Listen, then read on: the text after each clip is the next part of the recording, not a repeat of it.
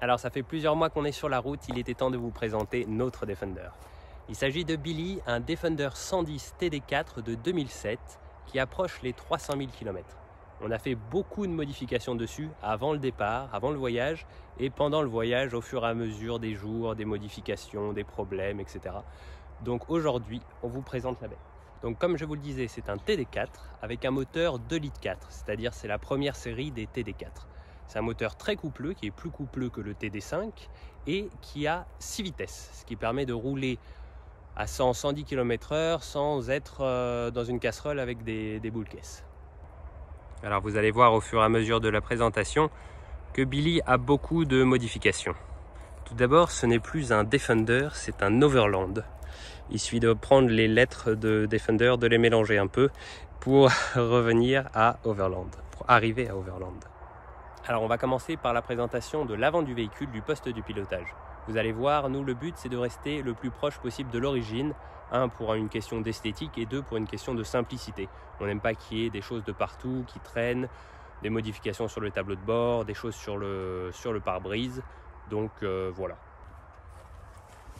Hop. Alors qu'on est dedans, à part au poste de pilotage, le volant qui n'est plus d'origine, qui est d'un plus petit diamètre, tout le reste est assez stock. Donc on a ici un volant un peu plus petit, ce qui permet, quand on a la porte fermée, de pouvoir poser son coude ici et de conduire tranquillement. Donc ici je vous présente Momo, petit chameau du Maroc, qui est venu se perdre en Arabie Saoudite. Il a bien rigolé. Donc normalement sur le pare-brise on n'a quasiment rien, juste ici pour pouvoir fixer le téléphone avec le GPS. Et le but c'est vraiment de pouvoir voir le plus possible dehors. Alors tout a été démonté et repeint, nettoyé. On n'a plus la radio d'origine parce qu'on a une radio pour avoir du Bluetooth. On a ici le compresseur ARB qui marche quand on a le contact, qui est sous le siège ici, c'est un Twin ARB. Ici on a le Dual T-Max batterie, ce qui nous permet de voir la batterie auxiliaire et la batterie principale et de les lier si on a besoin pour que l'une recharge l'autre.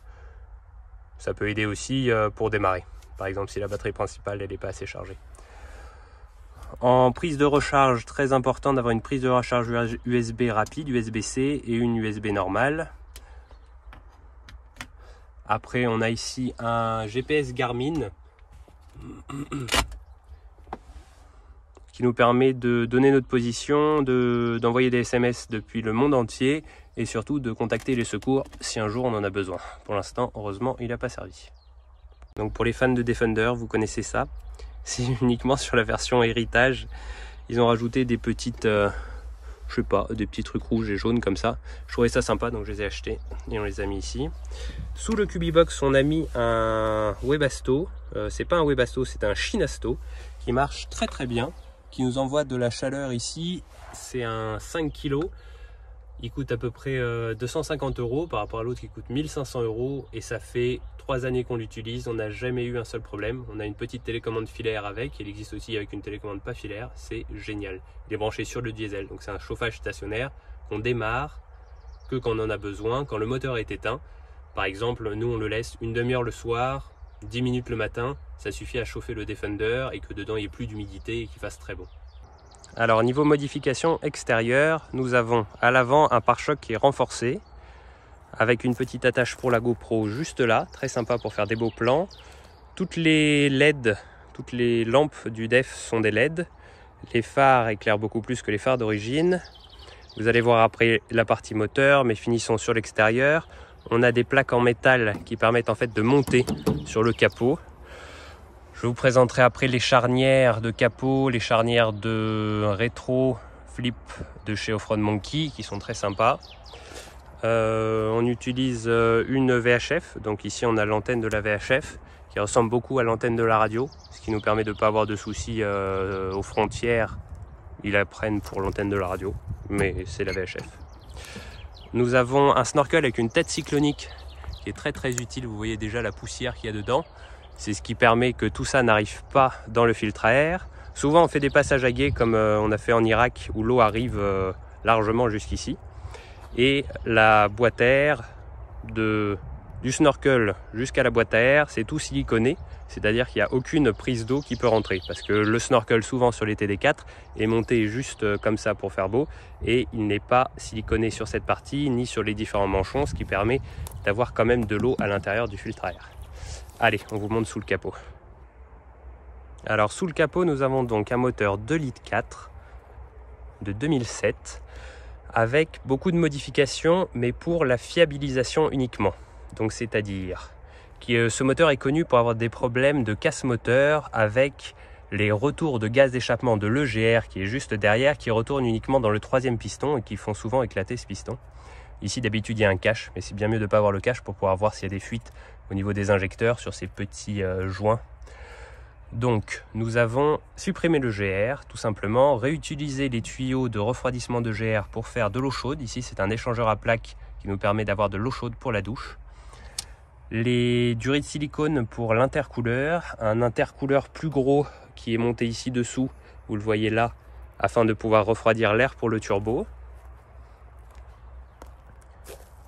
Ici nous avons monté un nouveau turbo, un turbo qui est tout neuf, en fait qui est un peu plus, qui a une remap sur le Defender, ce qui permet d'avoir plus de pression dans le turbo.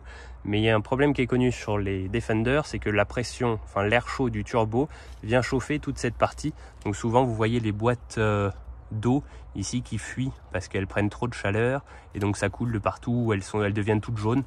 Donc là, en protégeant la chaleur du turbo et tous les tuyaux qu'il y a au-dessus, ça permet que la chaleur du turbo ne vienne pas abîmer les parties électriques et en plastique. Alors pour nous, ce qui était important avec la modification, les différentes modifications qu'on a fait sur le moteur, c'était d'avoir le plus de couple possible. Donc on a passé le Defender au banc, on a fait plusieurs essais avec une nouvelle remap, c'est-à-dire les courbes de puissance, et on a essayé d'avoir le plus de couple, c'est-à-dire le plus de puissance à bas régime, en faisant partir le turbo un tout petit peu avant l'origine et en le montant un peu plus dans les barres, c'est-à-dire il y a plus de pression dans le turbo. Pour ça, pour pas qu'il y ait de problème, on a évidemment mis des durites en silicone et un intercooleur plus gros, c'est-à-dire que l'air qui revient dans le turbo et dans le moteur est frais et reste frais. On a vraiment réussi à gagner une vitesse, c'est-à-dire les endroits où avant on passait en seconde, aujourd'hui on peut passer en 3e, et c'est ce qui est vraiment agréable quand on conduit.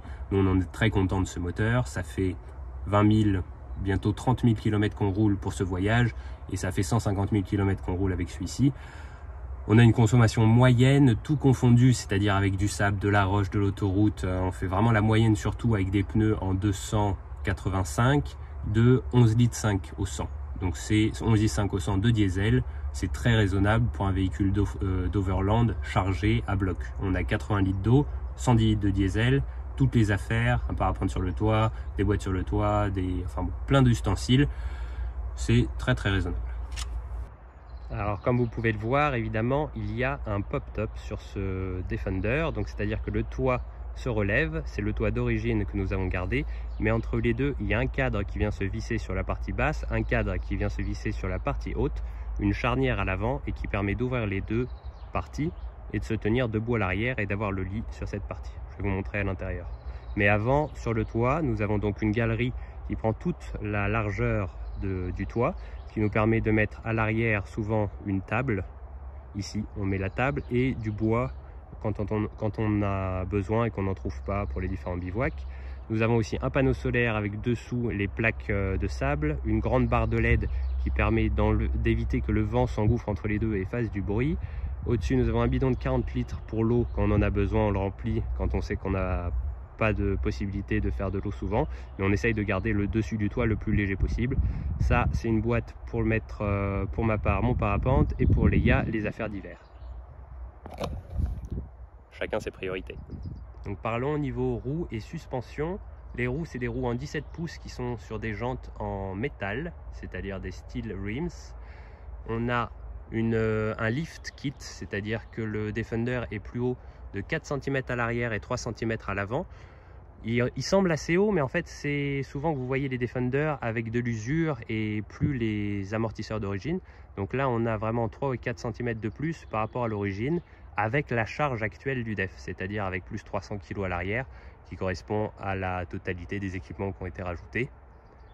Et à l'avant nous avons les ressorts d'origine, enfin la même tare que les ressorts d'origine, évidemment sur des ressorts neufs, qui permettent d'avoir une assiette parfaite du Defender à plat. Alors au niveau des suspensions, nous avons vraiment testé plein de setups différents. Aujourd'hui, nous sommes sur des ressorts à l'arrière avec plus 300 kg et des amortisseurs Koni Red qui ont une plus grosse capacité d'huile et donc qui refroidissent ou en tout cas qui chauffent moins que les ressorts d'origine ou que d'autres marques comme OME qu'on a déjà cassés. Ceux-là sont très fiables. Donc de ce côté-là, on remplit l'essence. Donc très important, toujours une petite étiquette Diesel Only, surtout quand on se balade au Moyen-Orient. Par gravité, nous avons ici un réservoir supplémentaire en métal qui vient se vider dans le réservoir principal que vous voyez là-bas au fond. Ce qui permet de ne pas utiliser de pompe ou quoi que ce soit et que ce soit toujours en état de marche. On a donc des protections en métal de partout, ce qui permet souvent, quand on prend des rochers ou des petites branches qui frottent le bas, de ne pas abîmer la carrosserie. À l'arrière, le trash bag de Roccat 4 Part. Vraiment très très bonne qualité, on l'utilise depuis le début du voyage. Ici il s'est fait déchirer, mais c'est en fait un renard qui est venu essayer de manger dans le trash bag quelque chose. Mais tout le reste tient vachement bien, on est très content, ça permet de ne pas avoir la poubelle à l'intérieur. Ici c'est une cabine de douche que l'on déploie, qui fait un petit carré, qui est fait par Wikiwood. Aussi un très très bon achat pour le prix et pour la qualité. Alors passons de ce côté-là, ici nous avons le frigo et les meubles que je vais vous montrer quand on est à l'intérieur. Donc ici nous avons une table qui vient se déplier, qui est un peu plus basse que si on la mettait comme ça. Donc on en est très content, ce qui permet de cuisiner facilement quand on est au-dessus. On utilise un réchaud au diesel parce que le moteur marche au diesel, donc il suffit de le recharger quand on recharge le DEF, quand on fait le plein du DEF, c'est très pratique. On cuisine tout le temps dehors. Ça, c'est une petite merveille pour griller les tartines. Je ne sais pas si vous connaissez. Ça se met sur le feu ou sur le réchaud. C'est top. Bon, ça, rien de spécial. Ici, nous avons notre frigo qui est accessible donc depuis l'extérieur et depuis l'intérieur. Pour l'eau, ceci est un petit filtre avec deux cartouches. Une cartouche ici au charbon et une petite cartouche comme dans les pailles des Live Straw avec des petites trucs blanches qui permet de filtrer l'eau. Depuis qu'on a ça, plus personne n'est malade. Sur cette partie, donc tout ce qui est ustensiles pour cuisiner. Ici, toute la partie électrique avec les fusibles. Cette boîte à fusibles est très bien parce que quand il y a un fusible qui saute, il reste allumé, donc c'est facile de reconnaître. Ça, c'est le contrôleur du panneau solaire. Ici, les différents switches donc de la VHF, qui est, je ne vous l'ai pas montré, mais à l'intérieur ici de la boîte, l'appui-coude, Cubibox. L'eau, donc ça c'est la pompe pour l'eau qui est située à l'avant et qui passe donc dans l'échangeur thermique avec le moteur pour faire de l'eau chaude pour la douche. Ça c'est le chauffage qui est sous le Cubibox, pareil stationnaire au diesel. Ça c'est nos lampes à l'extérieur et ça c'est une petite lampe ici sur le bord quand on veut être discret pour pas allumer tout l'extérieur du véhicule. Passons à l'intérieur. Donc vous pouvez vraiment vous rendre compte de la hauteur, le toit déplié par rapport à la hauteur du DEF, donc c'est le double. Et à l'intérieur on tient debout en entier. Ah oui, ici c'est l'échelle pour monter sur la galerie quand le tout est fermé.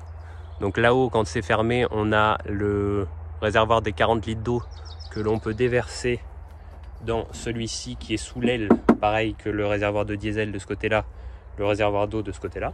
Je ne monte pas. Ici même. Hop. Bienvenue. Toujours sympa d'avoir la vue des deux côtés et même des trois côtés. Normalement, on peut aussi ouvrir cette partie-là. Donc vraiment, là, je suis debout à l'intérieur du véhicule. Donc vous pouvez voir la hauteur, je peux lever les bras. C'est fou, hein. Pour un DEF, je peux vraiment me tenir debout complètement ou assis super bien. Donc vraiment, on est très à l'aise, il y a beaucoup de place. C'est génial comme concept de vie. Pour nous, c'est le meilleur compromis. C'est toujours des compromis en overlanding. Donc soit on prend un véhicule plus gros, soit on prend un véhicule plus haut, plus puissant, mais qui consomme plus cher, etc., etc. Pour nous, le Defender avec le toit relevable, c'est le compromis parfait. On commence par ici. Donc ça, c'est des meubles qui sont très légers, faits par Globe Camper à Narbonne, en France, et qui sont vraiment très résistants. On en est très content. On a surélevé le meuble pour pouvoir mettre les chaussures dessous. Donc ici, chacun range ses chaussures parce que ça prend beaucoup de place d'habitude, surtout quand on a tous des chaussures de course à pied, des chaussures de ville, des tongs et des chaussures de marche. Alors là, toujours une lampe accessible quand on a un problème la nuit, c'est bien. Il faut qu'elle soit vraiment rapidement accessible. Ici sur le bord, nous avons une petite barre de LED qui fait tout le tour du DEF et qui donne une ambiance très sympa la nuit. On peut la régler parce que souvent c'est très fort, mais là avec le variateur c'est top. Ça pareil, c'est une lampe pour l'extérieur. Ce qui est sympa, c'est qu'elle éclaire blanc mais aussi jaune, ambré. Et donc ça, c'est super sympa. Sûrement. Ah oui, rouge aussi pour les moustiques. Bon, ça sert à rien. Donc ici, comme je vous disais, des grandes moustiquaires. Ça, c'est notre lit. Donc on le déplie en le tirant jusque là avec les planches en bois. Hop. On dort, nous, avec des coussins et notre couette. On n'aime pas dormir avec les sacs de couchage, sauf quand il fait très très froid. Donc c'est vraiment comme à la maison. On déplie le lit, ça c'est un vrai matelas. Donc voilà à quoi ça ressemble quand le lit est fait et que les planches sont tirées jusqu'au bout. On a toujours la possibilité de tenir debout sur cette partie-là. Pour monter sur lui, on monte là et on monte là. Très pratique. Donc c'est vraiment très grand. Très très grand. Il y a de l'espace, c'est ça qu'on aime. Donc nous évidemment on tient à 2 en haut. Et ce qui est sympa, c'est qu'on peut aussi tenir à 2 en bas. Donc on a déjà fait des bivouacs à 4 dans le DEF, c'est très rigolo. Et généralement on fait du off-road. Donc on peut tenir aussi assis à 2 à l'arrière, il n'y a pas de souci. Donc on est 4 dans le DEF et 4 à pouvoir dormir. Très drôle. Table de nuit, très pratique pour poser le téléphone, la tablette, etc. Et ce qu'on aime bien, c'est pouvoir accéder, à la différence d'une tente de toit, à tous nos meubles du bas. Donc par exemple, oh j'ai oublié, je sais pas, l'iPad pour regarder un film. Donc je vais là, hop, j'ouvre, très pratique, et je chope ce dont j'ai besoin. Idem, tu veux l'ordi, tu veux quelque chose, tu le prends, tu descends, et tu remontes, tu es au-dessus. Ça c'est la grande différence qu'on a trouvée avec le confort d'un toit relevable par rapport à une tente de toit. Pour le replier, c'est pareil, mais dans l'autre sens.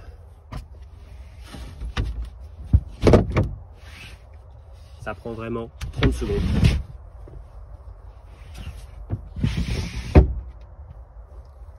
C'est fait. Petite présentation rapide de l'intérieur des placards.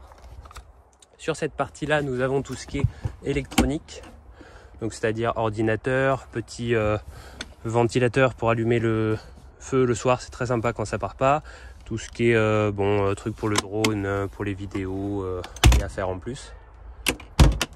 Là, nous avons tout ce qui est mécanique. Donc la boîte est un petit peu plus grande, il faut l'avouer. Donc pièce de rechange, grosse cocotte en fer. C'est pas pour la mécanique, mais ça c'est pour le feu. C'est super sympa. Comment ça s'appelle, je sais plus, barbecue quelque chose. C'est très sympa. Le seau dépliant pour faire la lessive. Les différents démarreurs, des différentes pièces, la scie, la hache, l'embout qu'on met sur le high lift. Ah oui, je vous ai pas parlé du high lift. Le high lift, on l'a sous la voiture. C'est une bonne idée et pas une bonne idée à la fois. Donc ça baisse le centre de gravité, c'est bien. Le jour où tu es planté sur le côté droit, vraiment dans la boue, c'est difficile de le retirer. Généralement, si tu es planté jusqu'au châssis et que les 4 roues sont dans la boue, tu arrives à le prendre sans souci. C'est beaucoup mieux de l'avoir en bas de la voiture que sur le toit, comme vous voyez souvent, sur la galerie. Il faut vraiment limiter le poids en haut du Defender. Il a déjà un centre de gravité très haut parce qu'il est très étroit par rapport à beaucoup de voitures. Que plus vous mettez du poids en bas, mieux c'est. Et ben niveau présentation intérieure, je crois qu'on est bon. On avait aussi rajouté ce marchepied il n'y a pas longtemps, ce qui permet vraiment de monter facilement. Avant on n'avait que la boule de remorque, là c'est un marchepied pare-choc qui permet de monter dans le DEF sans se faire mal. Donc on profite de cette petite vidéo pour remercier un de nos sponsors qui est Euro 44 Parts, qui nous envoie des pièces à peu près partout dans le monde là où on en a besoin. Dernière commande, ça a été à Riyad, il nous a envoyé des joints de boîtes de transfert qu'on avait du mal à trouver. C'était ultra rapide, on remercie toute l'équipe et on est très content d'être sponsorisé par eux. Alors voilà à quoi ressemble le DEF quand le toit est fermé. Donc nous mettons en haut la table qui est pliée en deux. Ici nous pouvons recharger de l'eau avec un petit tuyau jusqu'à dans le réservoir secondaire qu'on a ici. Sur le bord, là, il y a le petit O-wing dont je vous ai pas parlé, qui fait 2,50 m de long, sous lequel on peut se mettre à 4 pour dîner quand il pleut ou quand il y a trop de soleil. Pour monter sur le toit, c'est assez facile. Hop.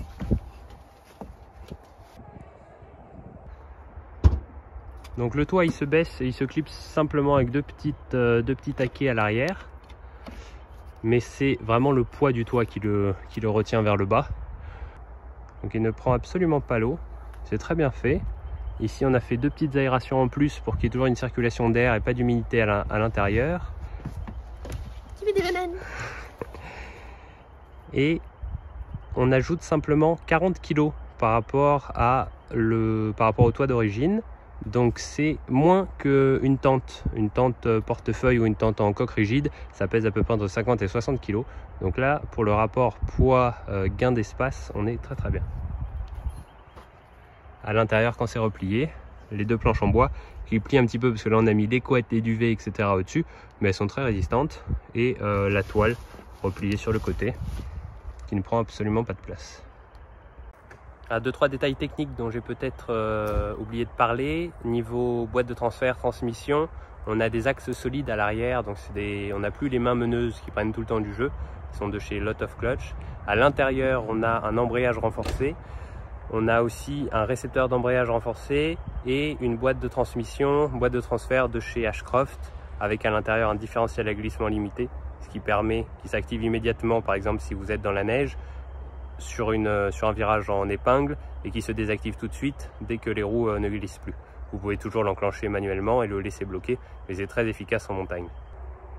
Et ben voilà, écoutez, je crois qu'on a fait le tour de la présentation de notre DEF. Donc comme je vous l'ai dit, c'est vraiment un Defender qu'on utilise pour vivre tout le temps en ce moment. Donc ça fait 7 mois qu'on vit dedans. C'est pas juste pour le week-end. La grande différence avec souvent les setups qu'on utilise une fois par semaine, ou une semaine, ou 2 semaines, 3 semaines dans l'année, c'est ça. Ça, c'est un véhicule qu'on utilise tous les jours depuis 7 mois.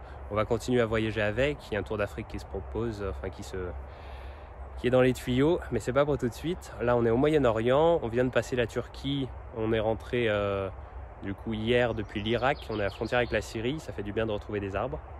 Et c'est vraiment ce véhicule, pour nous, le parfait setup. Bon, ça faisait un petit moment qu'on vous devait ce tour du DEF, donc Julie s'en est occupée aujourd'hui. J'espère qu'il vous a donné toutes les informations dont vous aviez besoin, qu'il a répondu aux questions que vous aviez sur notre setup. En tout cas, on en est très content aujourd'hui. Je pense qu'on changerait rien en fait si on devait repartir avec le DEF demain. Et donc voilà, t'as quelque chose à rajouter ?